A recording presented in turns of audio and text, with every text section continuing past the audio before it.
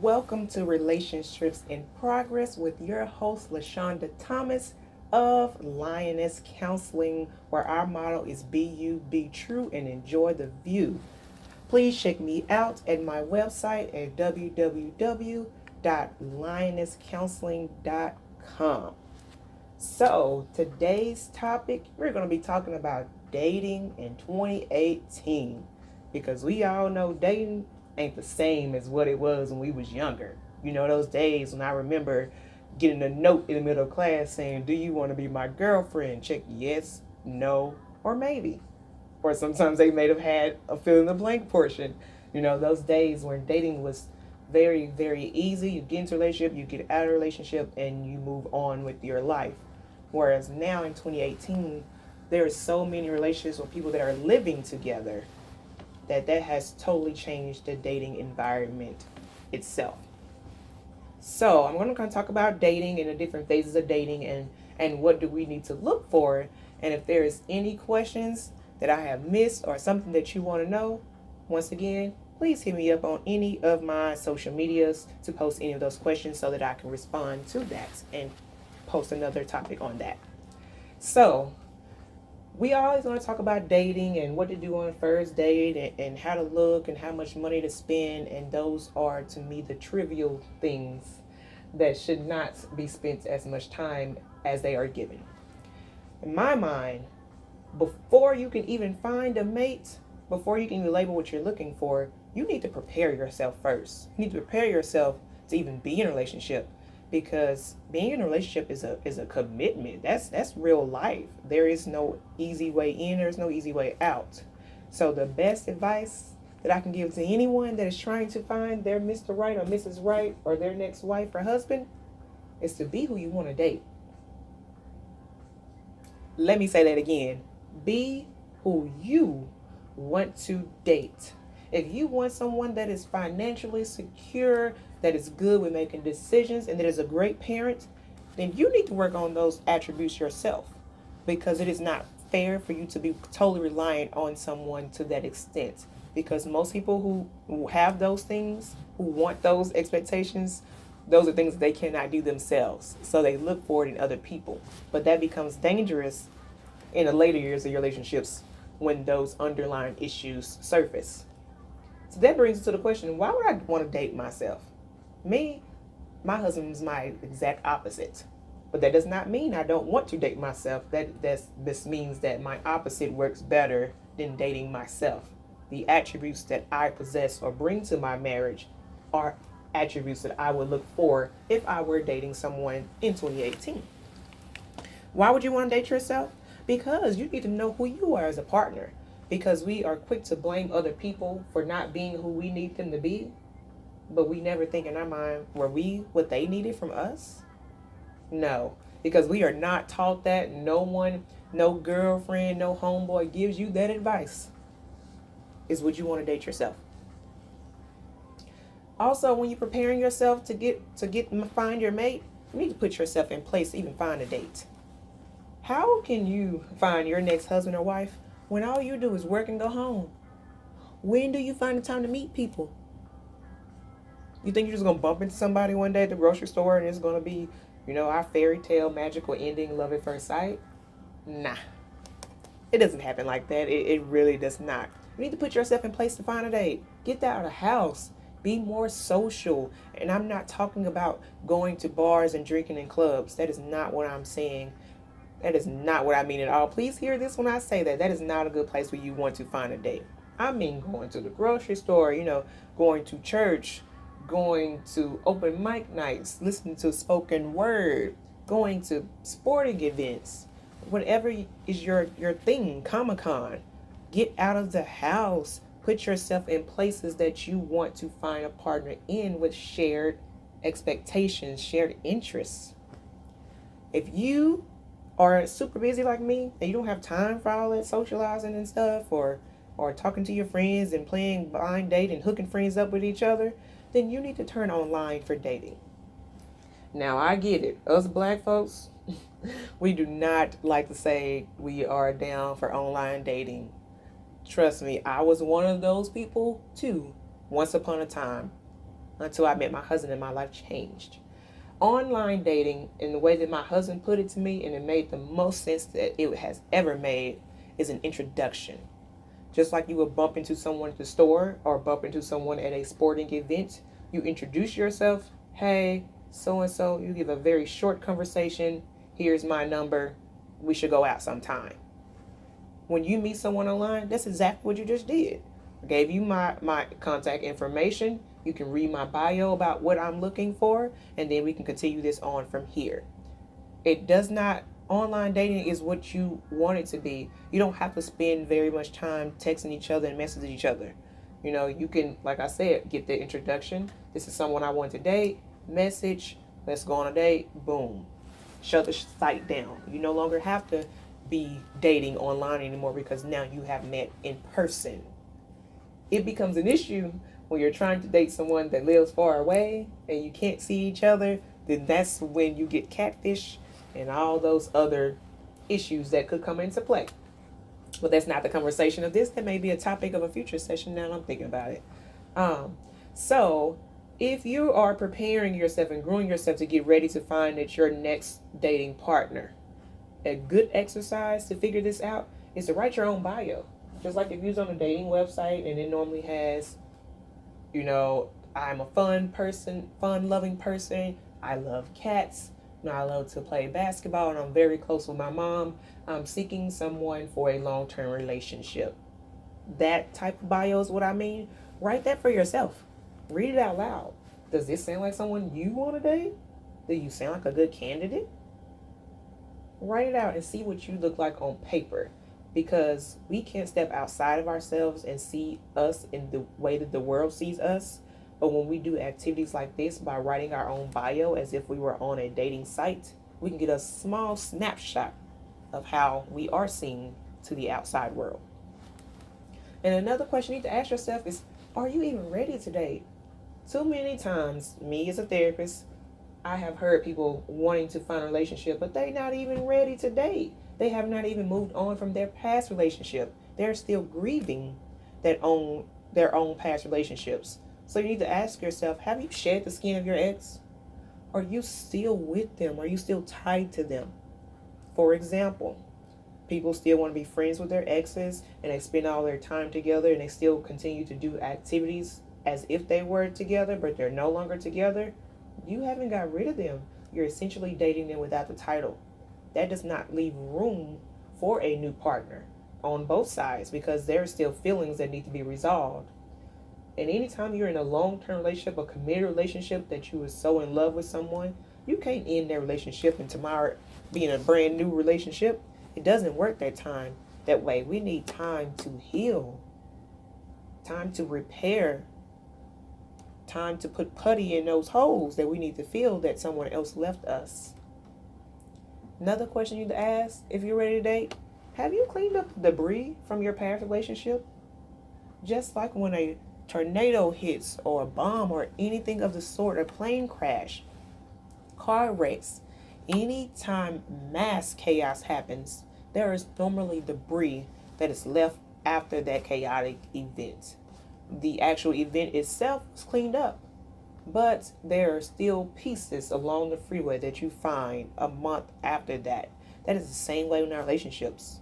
So you need to figure out, have you cleaned up all of the debris, at least 90% of the debris from your previous relationship before you try to hop in a new one? Because what will happen is issues that affected your previous relationship, you're just going to bring those same relational issues into your new relationship. So make sure that you're cleaning off the debris off the side of that freeway and prepare yourself to date before you even make that step. Ask yourself these questions and process this before this is even a thought in your mind. So now that you've prepared yourself, let's talk about finding a mate. How do you find that person that you want to be with? For one, before you can find a mate, you need to check your insecurities at the door. And what I mean by that is you need to evaluate your own insecurities that you may have and understand how they play out in your relationships. For example, if you know you have an issue with your weight, then you need to understand how that has played out in your relationships. Do you avoid certain situations because you feel like people are going to be watching you eating? And so therefore you make a scene about going on a date and want to do something extreme and not go out to eat? Then you need to talk about that, because that insecurity that you have is bleeding into your relationship, and it will become a point where it will become front and center. When you find these insecurities that you may have, you need to take ownership of them. Because some of these insecurities are a result of a lot of traumatic experiences, a result of a lot of failed relationships. Say those. When I say take ownership of them, I mean learn and identify how it has affected you, and talk to your potential mate about that.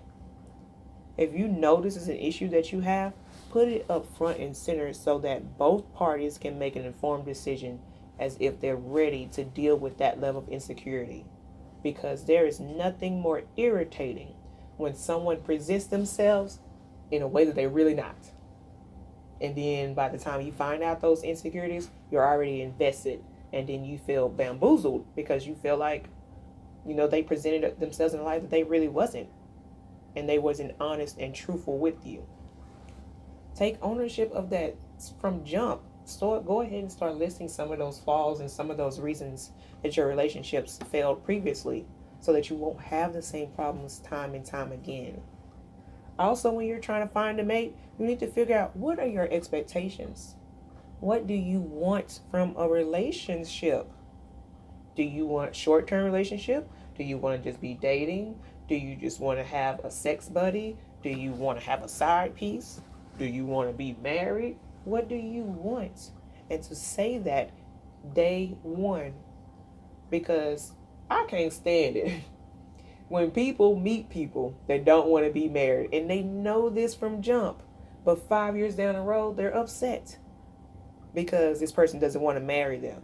They told you that they did not want to be married. They said that this was their expectation, and you accepted that day one. So if someone communicates their expectations about what they will and won't do, don't try to change that. You make a decision if you want to move forward with that or not. And then you communicate your expectations that you have. What do you want? What do you expect out of a mate? So then that person can make a decision if they can do it or not. You need to separate your wants from your needs. And I say that because sometimes women in particular will have super high standards, because those standards are pretty much listening to everything you want.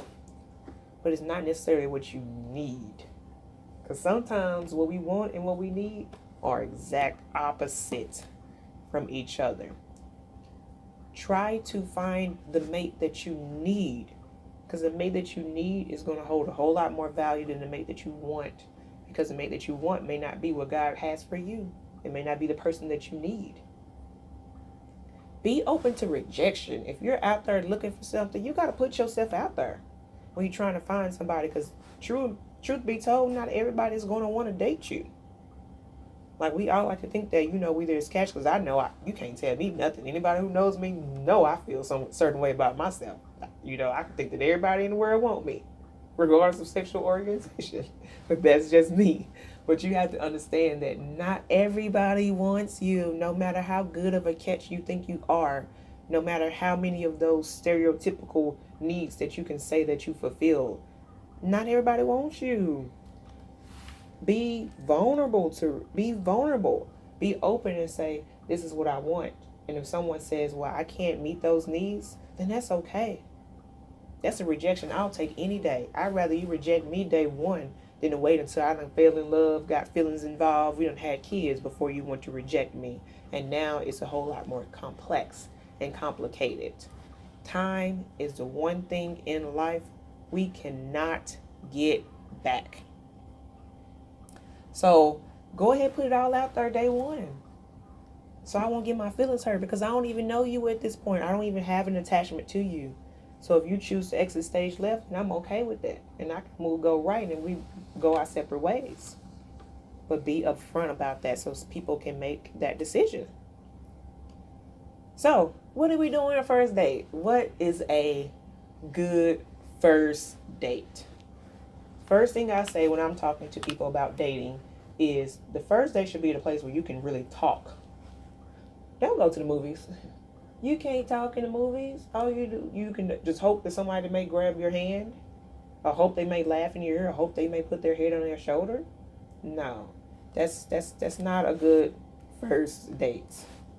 Now, it's different if you already know the person and you have known them for a long period of time and you're just now making the transition into a relationship. But I am speaking as if you just met a person and this is the first time you're ever going to be in public with this person. So, should be a place where you can talk.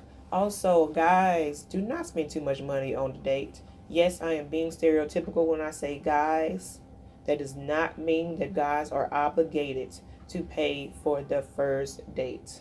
Let me reiterate, guys are not obligated to pay for the first date. That is when expectations need to be communicated and discussed.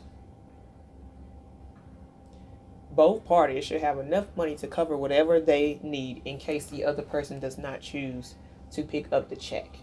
Everyone has their own different rules when it comes to who pays. My rule is if you ask me out, you paying. If I ask you out, I'll pay. If that's not the case, we need to talk about this before. You're going to pay your half. I'm going to pay my half. Whatever.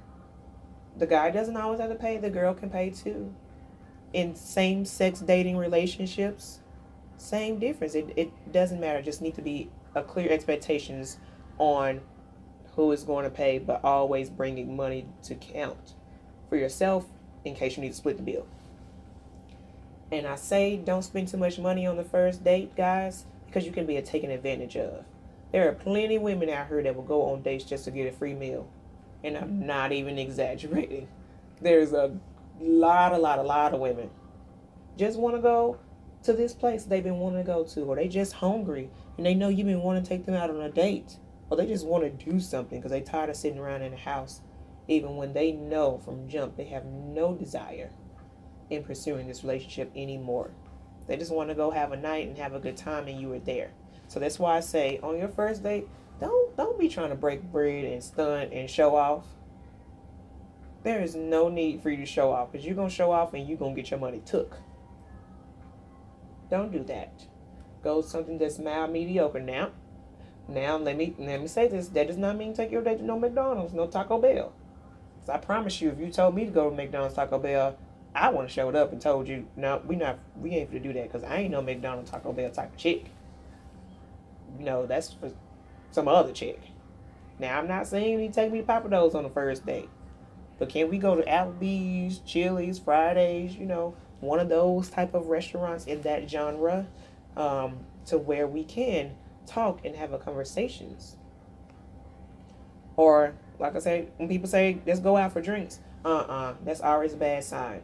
You're either insecure about something and I need to drink to loosen myself up so I can be honest, or I want to get you drunk so that you don't really know what's going on and we can do other things.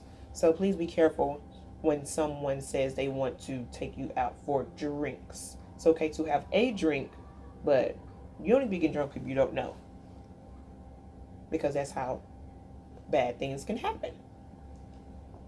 On your first date, give people a chance. You never know what could happen. Stay for the entire date. Hear them out, because what you thought was incompatibility initially, it could have just been nerves. Some people are very nervous when they're meeting people. Some people are very confident in social situations, and some people are not. Give people the chance to open up, to show you what they can offer you, if that makes sense. Give them a chance. Listen. Hear them out. Ask questions.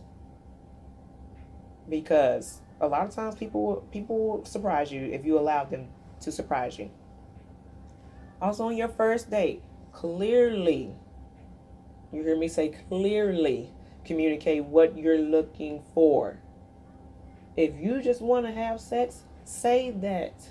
Because there are plenty of people in this world that will go on a date just to have sex. Hence Tinder and all other type of apps of that nature. But if you're lying to someone and saying you want a relationship, when essentially you just want to have sex and you're playing the game just to get them in bed and then you MIA after that, that's not fair to either party. because then you don't know how crazy people are. And you mess around and do that to the wrong person. Now your car tow up, you on flat, you on E, or your name's great. It could go horribly wrong because you don't know what people are capable of when they get hurt. Don't settle for less. If you say you're looking for marriage and this person that you're dating, they just want to have date and casually date, no. Don't settle for that. If they said that in the beginning, they're not going to get to a point where they just want to be in a long-term relationship. No. Move on. Say thank you for your time. I really enjoyed our conversation. I wish this could be more, but we're in two different places and you're looking for something that I am not looking for. That's okay. That's also called boundaries. I'm letting you know what it is, jump. So you know exactly what type of woman, what type of man I am. And in a relationship, honestly, guys, at the most, you will only get 80% of your needs met. Yes, it is impossible for someone to meet all of your needs. But that's not to say we can't hope for that, because essentially that other 20% of your needs are met by yourself and relationships with other people. So, your family members, what your parents needs that they may fulfill for you could be different than what your spouse or your partner can provide for you. So 20% of what you need, they cannot give to you.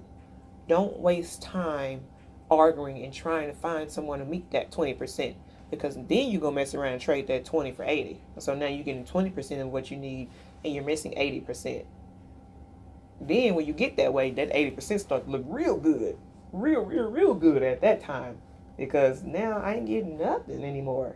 So please be reasonable in your needs, because sometimes we have unreasonable expectations that can't nobody do. That ain't fair. Like, sometimes you gotta break it down a little bit. You gotta bend, compromise a little bit. Be flexible in what you need, meaning a give and take. You may not make as much money as I want you to make, but you are way more caring than I expected.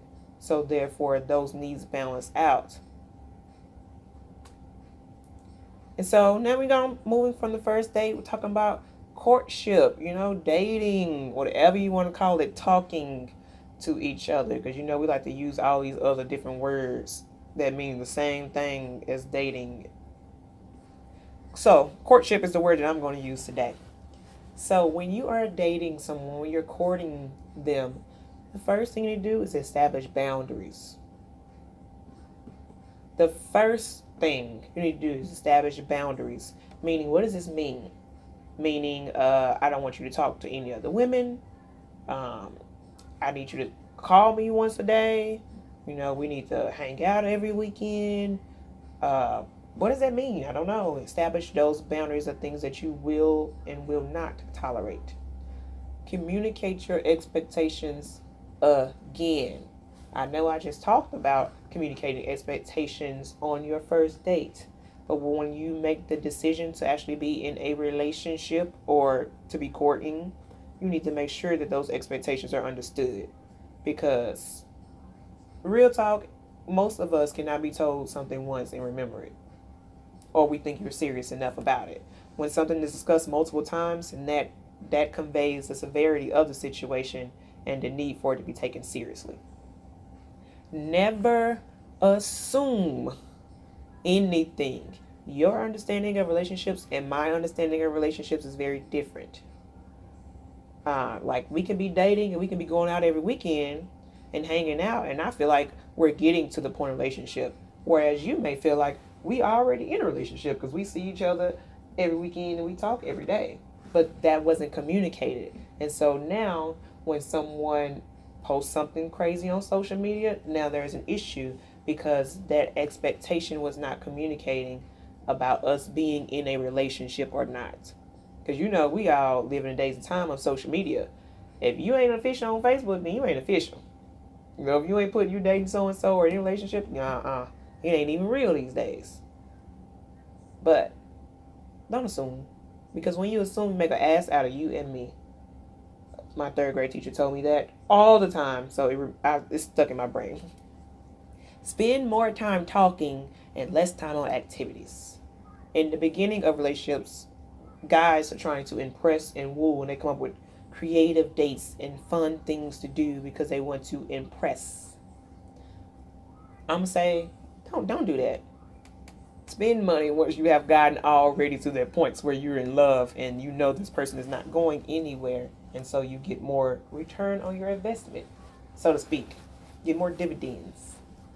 So when I say spend more time talking, I mean spending more time talking about expectations, about their upbringing, about their relationships with other people, about their passion for life, their purpose, their goals, their dreams, ambition.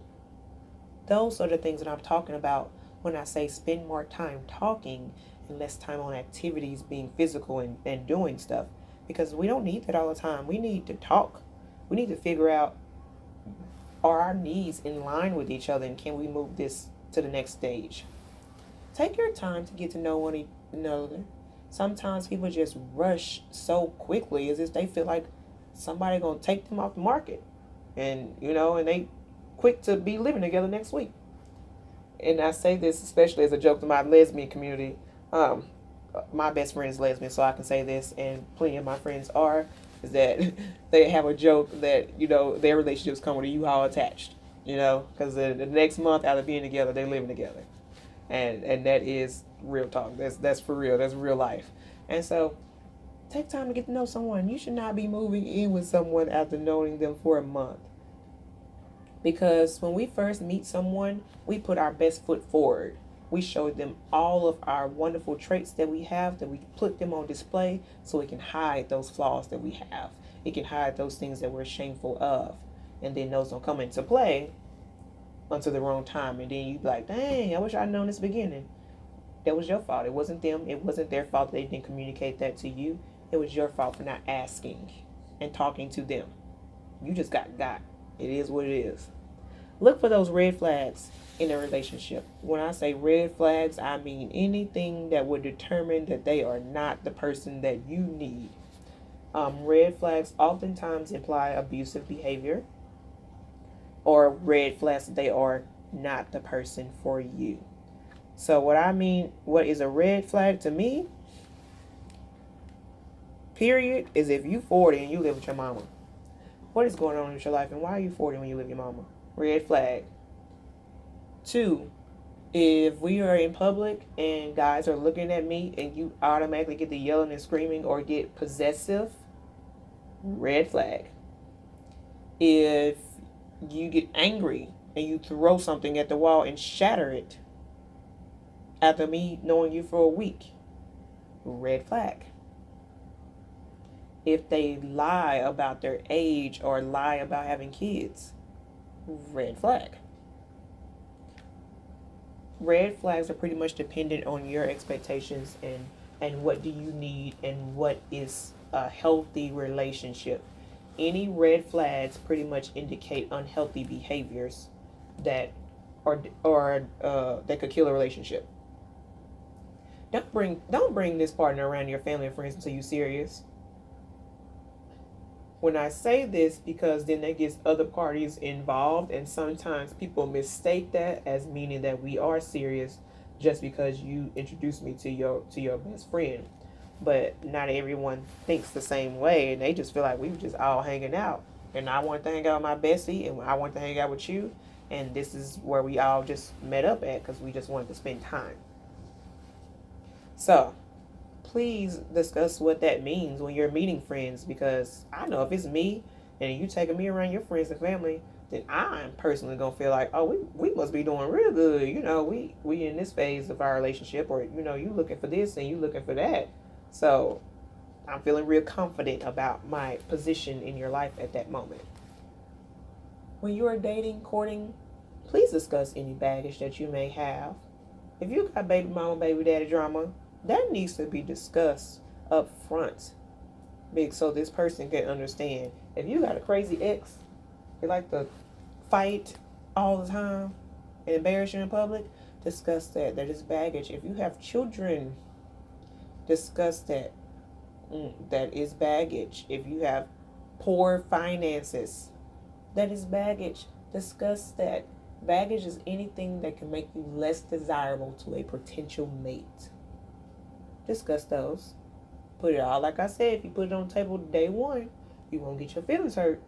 Then when you try to hide, and once it comes out, now they gonna kick you out the house. And now you MI, and now you SOL. Don't put everything on social media, especially when you're in the beginnings of a relationship and taking pictures like, oh, we so happy. No, because then at that point you're trying to put on a show for everybody else. It's not about how everyone else responds to your relationship. It's about how you feel about your relationship. Social media can bring unnecessary drama into your relationships, because then it gets to, why they liking your picture? Why they always like our pictures together, but they only like them on your page and not my page? All that, that's a lot. And you need to have your rules on that on social media in your relationship. For me personally, I did not friend my husband on social media until we became engaged, because that was unnecessary drama that I didn't necessarily want. And that was just a boundary that I had at the time. Doesn't mean that everyone has to do it. That doesn't mean that's the right way. That's just what I did with my relationship to minimize the effect that social media could have on it. So now I cannot talk about dating and courting without talking about sex. Now, before you get excited, now we ain't going into the house. We not going into that part of sex. That is not this conversation. That ain't what we talking about. You want to know about that, you need to go turn on HBO or whatever you need to watch to get that type of education. This is not sexual education 101. We're talking about sex in relation to dating. So, of course, I need to say this because we living in this #MeToo moment. Sex does not need to happen until both parties consent. You can withdraw consent at any time, even if it is in the middle of the actual act. If you no longer want to have sex, the other party needs to respect that and put on their clothes and keep it pushing. Consent is not implied. Just because I come to your house does not mean I consent to having sex or necessarily desire to have sex. And so, especially when you're meeting up at each other's houses, especially in late hours, that need to be communicated clearly. So that won't even be an issue, an anxiety-provoking issue. Let that know. And then talk about, what does sex mean? If we have sex, does that mean we're in a relationship? Or does it just mean we just having fun? Does that mean that we're exclusive, that we only have sex with each other? Or does it mean we can still have sex with other people? Like, what does having sex mean as regards to the status of our relationship? And then after you have sex, you need to communicate those expectations. Can you tell people, are we keeping this on the low? This is going to be some down low R. Kelly stuff. What we doing? We keeping secrets? Or we going to let people know we having sex? Or are we only going to tell certain people? Like, what does that mean? What are those expectations? And I say you to communicate this because sex is a weapon. I say this all the time. You can kill people with sex. You can kill people by not being protected. So let me go ahead and plug that in. Be protected at all times. You don't know what people got. A lot of people say they don't have anything, and it doesn't look like they may have anything. We all need to educate ourselves on STDs, because some STDs lie dormant. That means that they show no symptoms for a long amount of time, and then it kind of seems like they're out of nowhere. Even though it was present, it just never surfaced as an issue. So please use protection. And sex can always be a weapon, because sometimes people get whipped and they start acting a fool when they get whipped and they don't want other people around. Y'all know what I mean by whipped. So be careful with that, and discuss your sexual needs before you even have sex. When I say sexual needs, I mean, what do you like, what do you don't like, what you will and what you won't do. So it won't be awkward if a request is made during and it doesn't work out the way that it should. Discuss those needs and expectations and what that means. Then, too, don't stunt and put all that stuff on social media about what they did and how they had. That ain't cool. That's a private moment that is shared between the two of y'all. It needs to remain between the two of y'all until you decide what you want to do with that moving forward. And so, of course, then we talked about sex, relationships, dating. Now I need to talk about being in love, because a natural progression of any long-term relationship is being in love. I have never, ever, ever heard in my life of someone who dated someone for 10 years and never loved them. Well, let me take that back. Not including arranged marriages, because of course that's going to be the exception to the rule that you can be married with somebody for 10 years and never love them or like them because it was an arranged marriage. I'm not talking about arranged marriages. So get that out the way. I'm talking about marriages where both people consent and they want to be together, that type of stuff. Love is more addictive and dangerous than any drug. Hear me when I say that. And the reason why I say it's more dangerous, because people act a fool when they in love. They will cut up, they will fight, tear up stuff. You show a different side of yourself, especially when you are hurt and you're betrayed and disrespected. Oh no. Can nothing get anybody to act a fool more than love. Most of these people that's in jail, we watch all these shows like Deadly Women and What I Did for My Man and all those shows like that, because they were addicted to love. And so they did anything for their man because they were addicted to that feeling. Because it's so dangerous, you need to guard your heart. Not everybody needs to know what's going on. Not everybody deserves your love. Only give it out to those who are deserving of it. It should not be automatic, because your heart is very precious. It's a prized commodity. And when I say guard your heart, I mean, don't let all your walls down as soon as they do one thing you love. Let them down one at a time. Let them ease their way into your life. Don't just automatically open that door, bust it wide open. No. Let them down one at a time. When you're in love, when I'm saying in love, I mean that initial phase of love where I talk to you every day. We fall asleep on the phone. I think about you all the time. My brain, I can't focus. All I want to do is be up under you or to talk to you. That phase of a relationship cannot last more than 2 years, scientifically speaking. We are not physically capable of experiencing that feeling for more than 2 years. Now, I'm not saying that doesn't mean after 2 years, you're not going to love someone. I'm talking about that intense love, that infatuation love where I admire and worship the ground you walk on. That feeling is what I'm talking about. And so because of this is a scientific fact, I recommend that you do not get married to someone that you have known less than 2 years. And the reason why I say that, because once that phase is over, it's like those rose-colored glasses come off your face and you start to see the person who they really are. Not as the feeling that they make you feel, but the person that they are. Because oftentimes we marry the feeling. We don't marry the person. We keep chasing that feeling. But once that feeling is over, what is going to keep you together? What is going to hold you together in those hard times? What is going to keep you invested when you can't stand to look at them? Those are the things that you need to be worried about where you're in love. Nurture that. Because love is a beautiful thing. Can be, but like I said, it can be very harmful just as it is beautiful. So we talk about being in love. What about staying in love? Because to me, I feel like finding somebody to love is easy. That's the easy part. Because like I said, we fall in love with the feeling, not the person. But staying in love is hard. And it's hard because you have to be intentional about growing your relationship. Not just going through the motions and talking. And you got to be intentional about what the end is going to be. What direction are we moving? What are our couple goals? And you need to be honest. If you want to stay in love, be honest. I know sometimes honesty is not pretty, but it don't need to be pretty. Just be honest. I respect your honesty even any day than you trying to doctor up something and sugarcoat something to hurt my feelings. Because when you sugarcoat things, you leave out important information that is not communicated until you get pissed off and it comes out during the wrong time.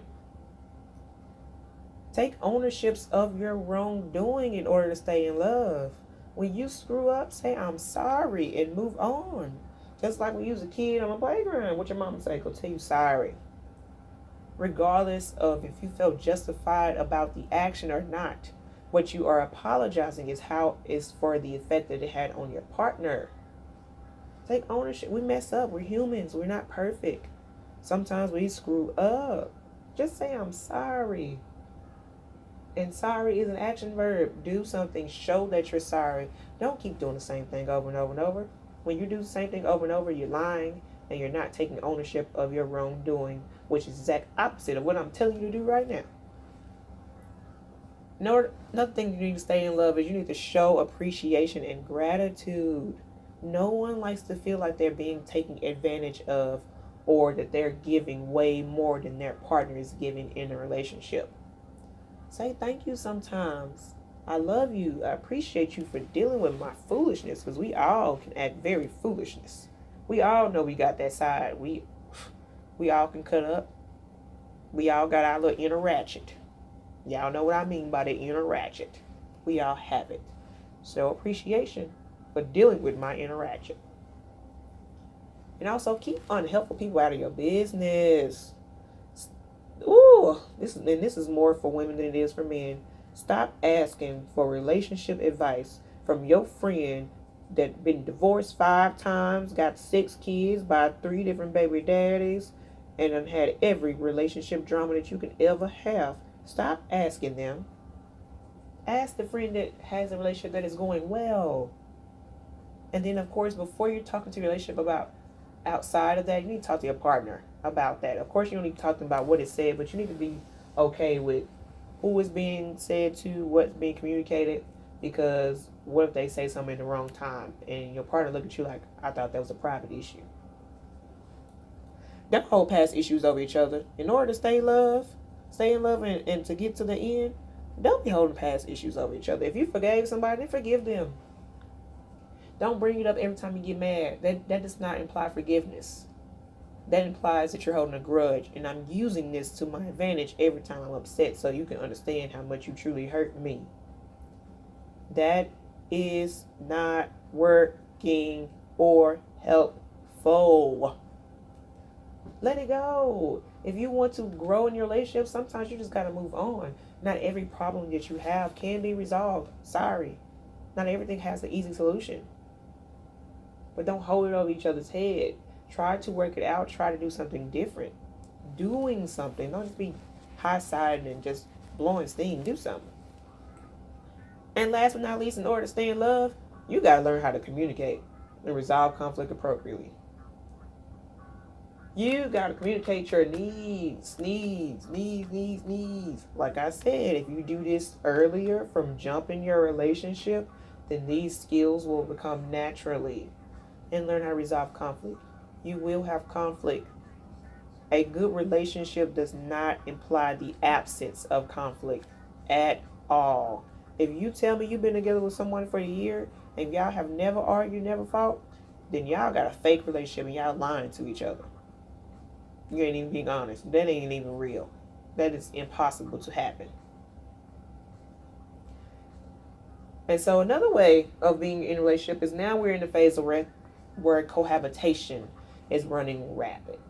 And cohabitation just means 2 people who are dating that live together. And I say that it is an issue more so now because it's okay, it is socially appropriate to live with your dating partner, whereas 40 years ago that wasn't the case. You know, it was very taboo to be living with someone that you're not married to or have children with. Whereas now, we date for 2 weeks and we done moved in together. No. So when you're cohabitating, that brings a different element to your relationship. Because people feel like, oh, we're so in love, we get along well, we have the same interests. It's going to be fun for us to live together. But you forget that you're in love and you like your partner. But when you are cohabitating with someone, now they become your roommate. Your roommate and your partner is 2 separate roles. You do not know what someone is going to be like as a roommate until you actually live with them. So you need to communicate those expectations, and you need to know where the relationship is heading. What does us living together mean? Does this mean that we're going to get married soon? Does this mean that we're serious, mutually exclusive? Does this mean we're just trying to save money? You know, what does that mean now that we are living together? I honestly feel that cohabitation is a preview to marriage. When you're living with someone and dating, to me, that's like a snapshot of what it could be once we get married. So if that vibe is very conflictual and we always arguing over chores and all this type of stuff, then that same pattern is going to be the same way if you choose to get married on a later date. Because of all of this type of stuff, you don't know what that is going to be like as a roommate, that aspect of it.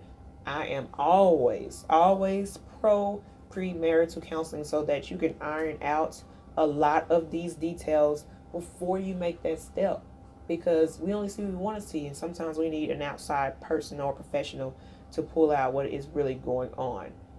I believe it should be law that you shouldn't be able to get married until you got premarital counseling. We can't drive a car until we get a license.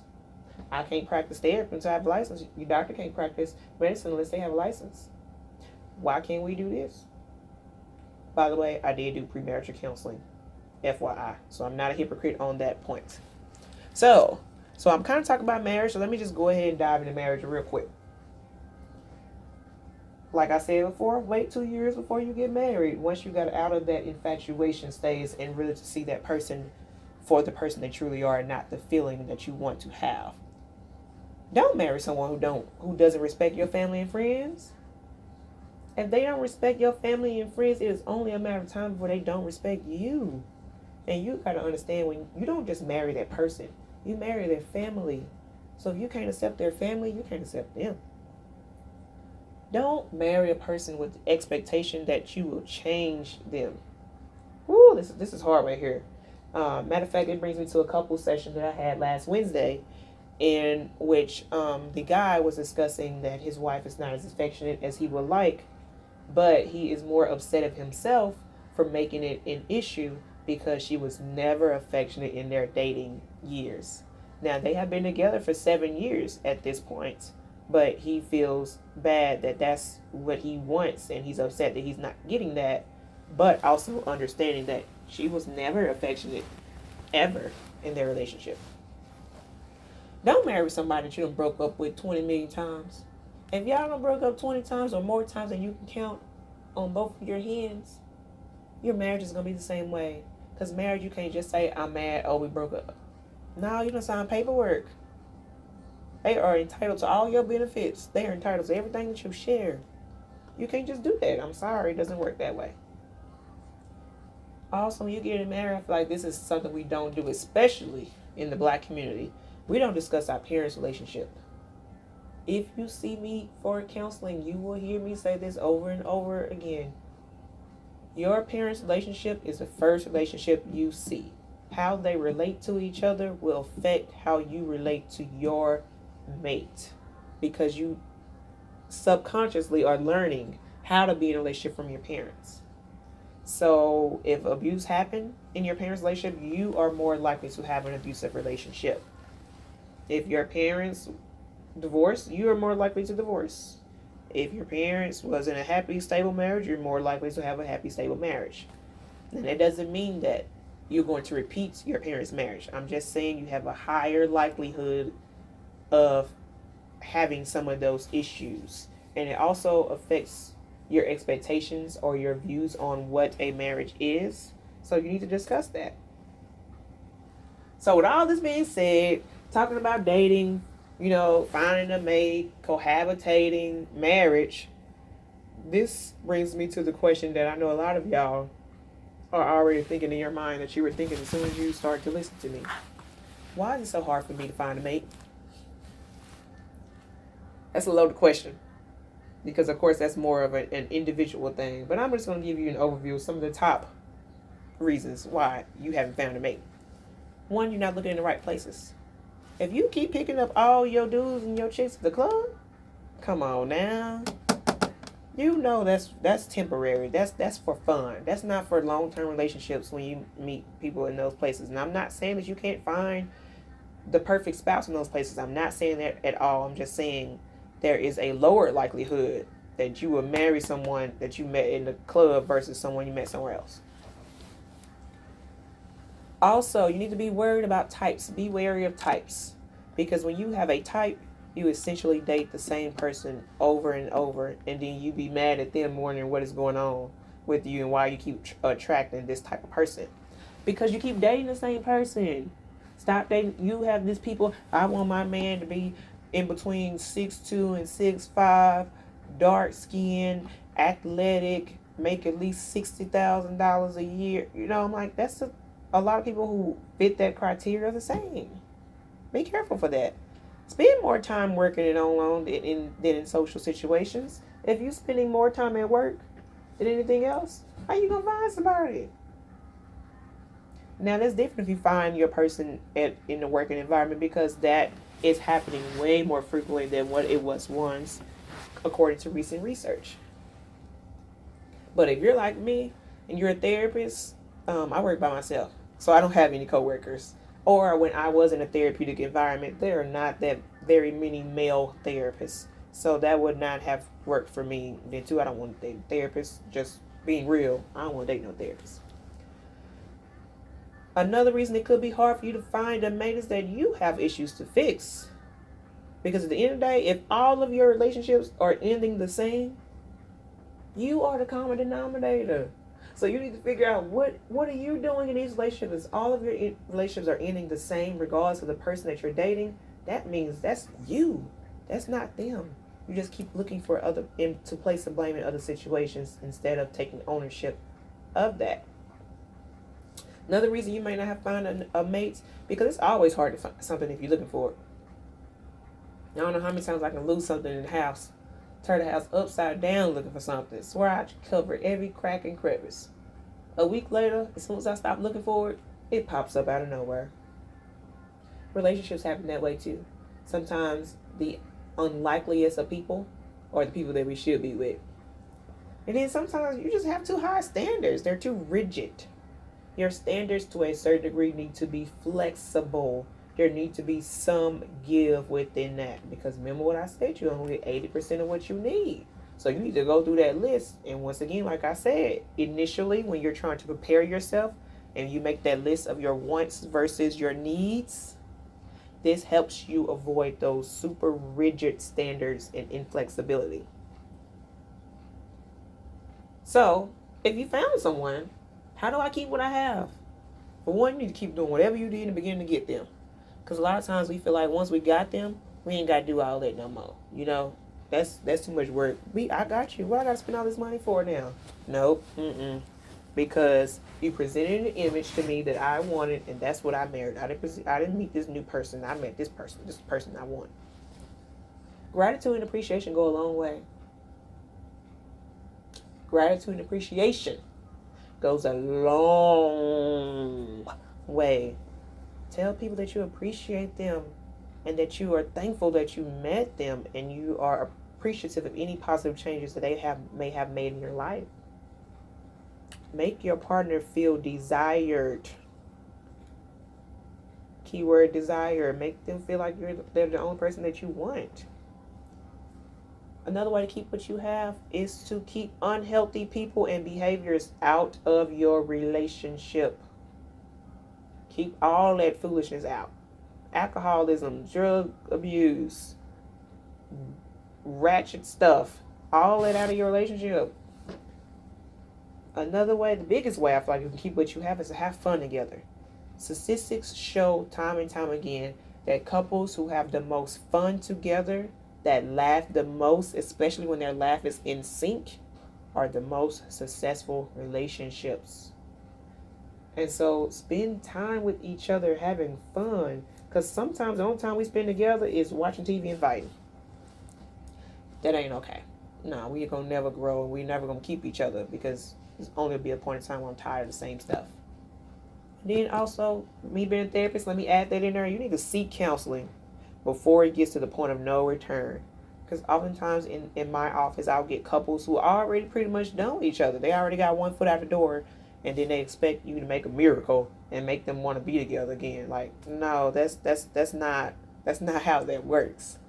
Come to therapy before it gets to that point so we can keep you from being there, because how can I help y'all grow together when you're already growing apart?